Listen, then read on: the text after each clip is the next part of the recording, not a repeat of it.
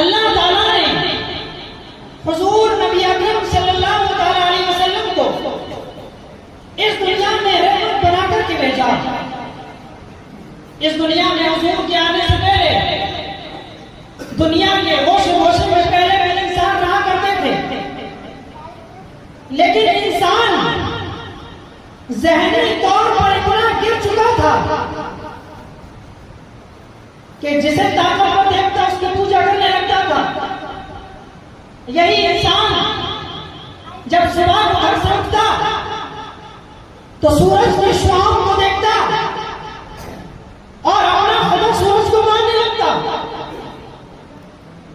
यही इंसान जब दरियाओं और समंदर के किनारे से गुजरता तो दरिया और समंदरों को जब मोर से मारता हुआ देखता तो पानी और दरिया और गंगाओं की पूजा की जाने लगी। यही इंसान जब लहराते दरख्तों को देखता तो इसमें दरख्तों की पूजा शुरू कर दी। यही इंसान जब बड़े बड़े पहाड़ देखे तो उन पहाड़ों की पूजा करने लगा। दिन ढलने लगा, रात आई और जब चांद आया तो चांद को जब देखा तो चांद की पूजा करने लगा, रात को तारों की पूजा करने लगा। इंसान इबादत के दौर पर इतना गिर चुका था जिसे चाहता उसको अपना खुदा मान लेता था। हिंदुस्तान के अंदर कंकर, मच्छर, मक्खी, पत्थर, न जाने कितने ऐसी हवा फिजाओं की पूजा की जाने लगी, इबादत की जाने लगी। दुनिया का ये हाल था कि इस दुनिया के अंदर लोग ईसा अलैहिस्सलाम की 540 साल के बाद उनकी तारीख को भुला दिया था, उनकी तारीख में इंटरफेयर कर दिया था।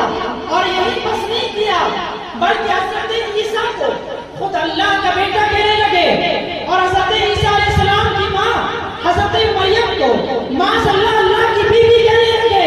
तो जरूरत थी कि इस दौर में कोई ऐसा आए जो अल्लाह का निजाम को नाफिज कर दे, अल्लाह का निजाम हमें सही तरीके से पहुंचाया जाए।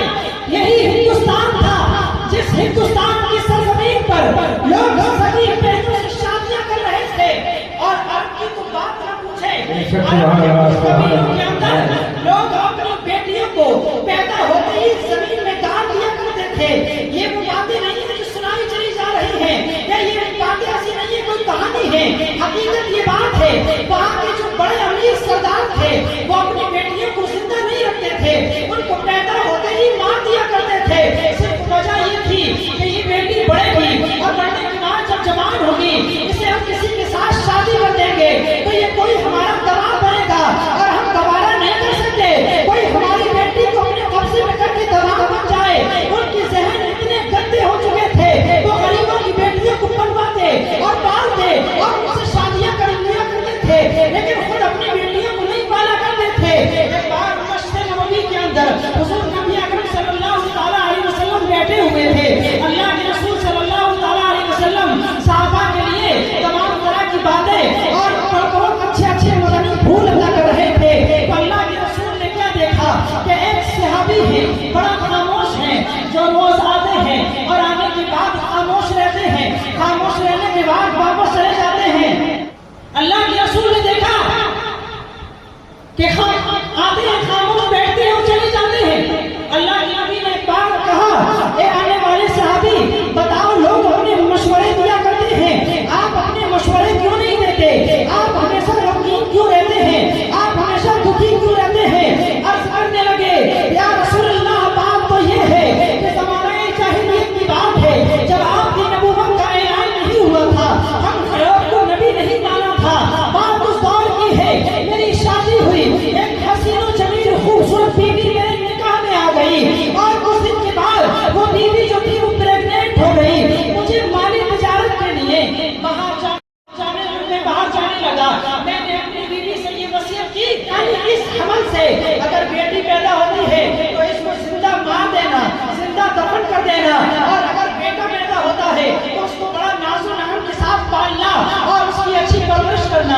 उसके लिए तालीम देना। कुछ महीने के बाद उसी माँ के हमल से एक खूबसूरत बेटी पैदा हो जाती है। तो माँ कहती है जैसी बेटी मेरी थी, इलाके में भी ऐसी बेटी नहीं थी। उसकी आंखें बड़ा खूबसूरत थी, उसकी पेशानी बड़ा खूबसूरत थी, उसके रुखसार बड़ा खूबसूरत थे। मैंने जब अपनी प्यारी बेटी को गोद में उठाया तो मेरी ज़मीर ने गवारा नहीं किया कि मैं अपनी बेटी को जिंदा दफन कर दूं, मैं अपनी बेटी को मार दूं।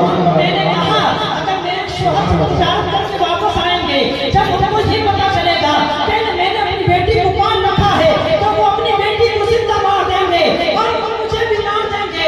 उन्होंने अपनी बेटी को बचाने के लिए क्या किया कि अपने पड़ोस की एक सहेली के पास गई, एक फ्रेंड के पास जाती है और जाने के बाद कहती है देखो ये मेरी बेटी है, आप इसकी परवरिश कीजिए, इसका खर्चा मैं दूंगी। तो कहते हैं ठीक है, लेकिन किसी से ये जाहिर मत होने देना कि ये बेटी किसकी है। तो कहते हैं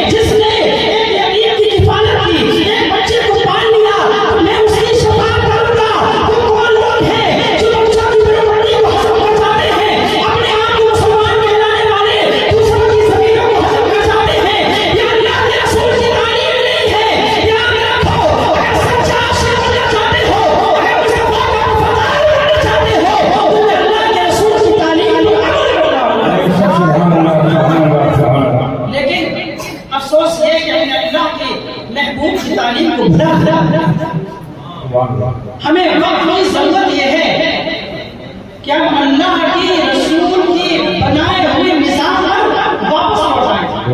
अगर ऐसा चाहते हैं, वक़ात चाहते हैं, अमीर मुमिनीन सभी बड़े बारे फरमाते हैं, अगर मुसलमान इस्लाम को छोड़कर के इज्जत तलाश करेंगे तो रुसवा और जलील हो जाएंगे। ये वही कौम थी जो जानवरों को छुड़ाती थी, जानवरों को चराया करती थी। जब इसने अल्लाह के रसूल का दामन थामा तो इसने